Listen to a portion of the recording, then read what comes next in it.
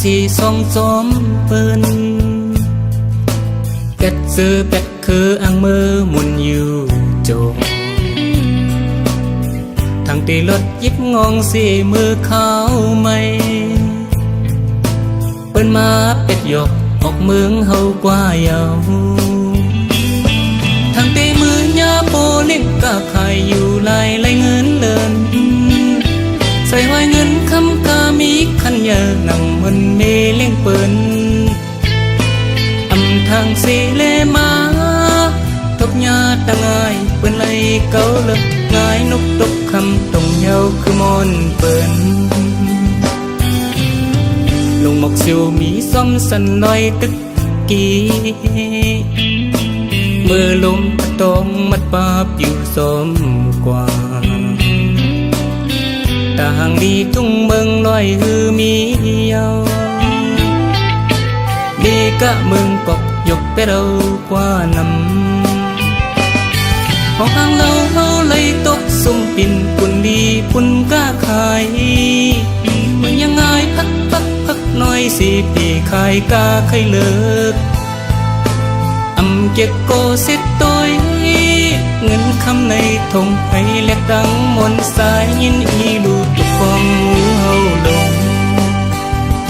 เมืองกอกออกสื่อว่ากุ้งเทเป็นเมืองขึ้นเยอะแก่นลีมนเสือเสืออยู่สีตะโกมันนำเล็บตั้งหมกไม่เมืองเถินเอา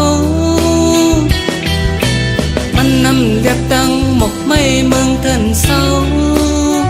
น้องหักอ้อยปองเสือสีก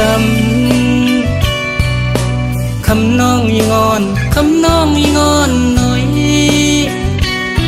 อย่าไปตกย้ำเป็ดน้ำตาเลยปิ่นปอกมาขึ้นพี่เวงดินเกิดอ่อนกันซื้อโจเลยสมเมื่อเขาเปิ้นออกกันเพื่อให้นา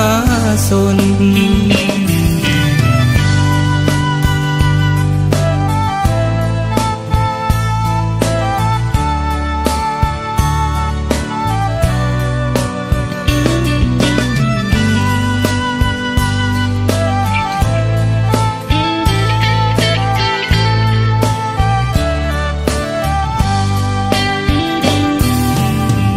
ลงหมกซิวมีซ้อมสันลอยตึก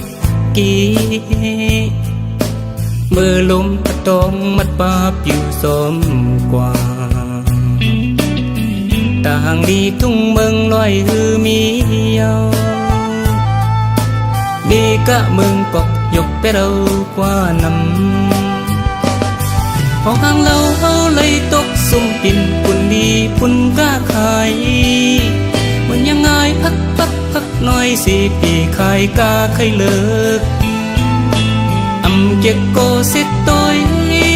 เงินคำในทงให้เล็กดังมนสายยินอีลูกตุกฟองงูเฮาลงเมืองกอกออกสื่อว่ากุ้งเทเป็นเมืองขึ้นเยอะแก่นลีมนเสือเสืออยู่สีตะโกมันนำเล็บตั้งหมกไม่เมืองเถินเอามันนำเล็บตั้งหมกไม่เมืองเถินเศร้าน้องหักอ้อยปองเสือสีกำคำน้องยิงอนคำน้องยิงอนหน่อยอย่าไปตกย้ำเป็ดน้ำตาเลยปิ่นปอกมาขึ้นพี่เวงดินเกิดอ่อนกันซื้อโจเลยสมเมื่อเขาเปิ้นออกกันเพื่อให้นาสน